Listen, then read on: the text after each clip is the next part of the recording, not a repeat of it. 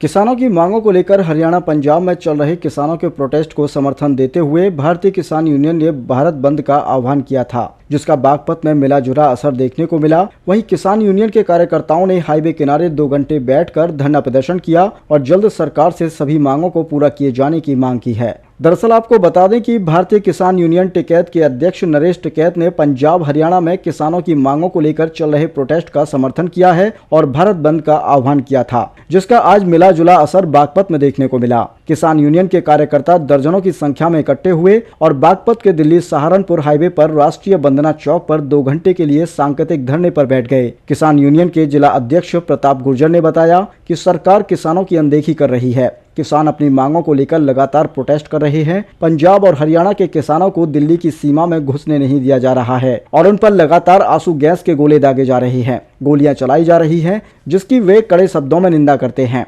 भारतीय किसान यूनियन का पूरा समर्थन किसानों के साथ है। आज उन्होंने यूपी पुलिस भर्ती परीक्षा को देखते हुए सिर्फ सांकेतिक धरने का ऐलान किया था। अब वह मुजफ्फरनगर में 17 फरवरी को होने वाली पंचायत में आगे की रणनीति बनाएंगे और देश में किसानों के उत्पीड़न की लड़ाई का ऐलान करेंगे। उन्होंने कहा कि भारतीय किसान यूनियन हमेशा किसानों की लड़ाई के लिए तैयार है। उन्होंने सरकार से किसानों की सभी मांगों को जल्द पूरा किए जाने की मांग की है। सुरक्षा व्यवस्था के मद्देनजर बागपत के राष्ट्रीय वंदना चौक पर भारी पुलिस बल की तैनाती रही। प्रधान संपादक सुमंत यादव की खास रिपोर्ट।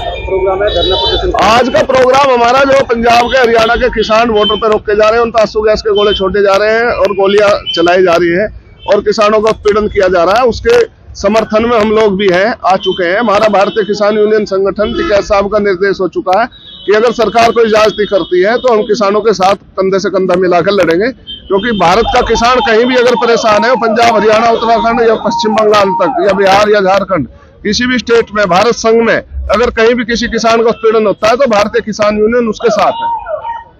जनसंख्या में कोई नहीं, 10 किसान ना वो 10 अभी हमने बुलाए, 100 किसान मुख्य कार्यकर्ता बुलाए हम लोगों ने, क्योंकि कल जो है ना, अब जाम तो हम करवा दे, पूरे जिले में करवा दे। कल पेपर है यूपी पुलिस के सिपाहियों का, 2 दिन का पेपर है, बच्चे तैयारी कर रहे आ रहे जा रहे हैं, तो हमें वो भी तो ध्यान में रखना है ना। वो हमारे तो वाले कार्य किसानों के ही। पंचायत और रही बात उसकी, हाँ सिसोली में भी है, 17 में मासिक पंचायत में सब कुछ तय हो जाएगा।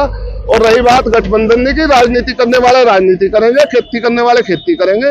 और चौधरी चरण सिंह ने कहा था, जो भारत रत्न से सम्मानित किए गए हैं, कि एक किसान जो आपकी खेत की मेड़ पर रहनी चाहिए, एक किसान की निगाह खेत की मेड़ पर रहनी चाहिए, एक दिल्ली की सरकार की ओर रहनी चाहिए, तो दोनों तरफ से काम चलेगा।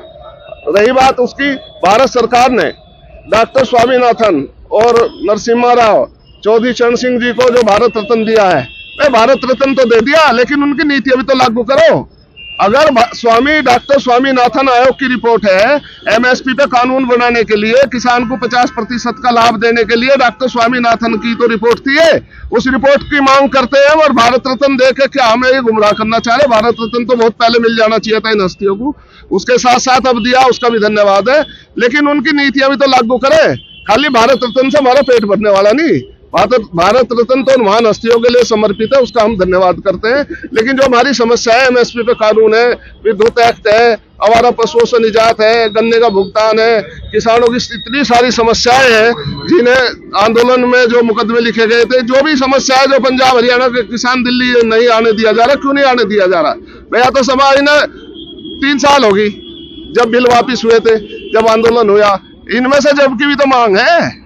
ये तो एफटीए और डब्ल्यूटीओ की तो अब लागू हुई है, लेकिन जो वे मांग है उन्हें क्यों पूरी नहीं करे भारत सरकार? कहाँ सो रहे हैं? अब कह रहे हैं अब कहाँ से करेंगे? अब तो आखिरी सत्र भी खत्म हो गया, तो अब आंदोलन ही एक रास्ता बचता है। और रही हमारे, कोई किसी पार्टी में जाओ, किसी में गठबंधन करो, हमें कोई ऐतराज नहीं है। हम तो ये चाहोगे जितने भी प्रतिनिधि, जितने भी किसान और परिवारों के प्रतिनिधि लोकसभा और विधानसभा और राज्यसभा में, उन्हें सबसे पहले, उनका धर्म है सबसे पहले कि किसान की आवाज उठानी चाहिए। अपनी सरकार में रहते हो, अपनी पार्टी में रहते हो, किसान की आवाज बुलंद करनी चाहिए। अगर किसानों का वोट चाहिए तो किसानों का सम्मान बचाना तो सब उसके लिए आगे आना पड़ेगा।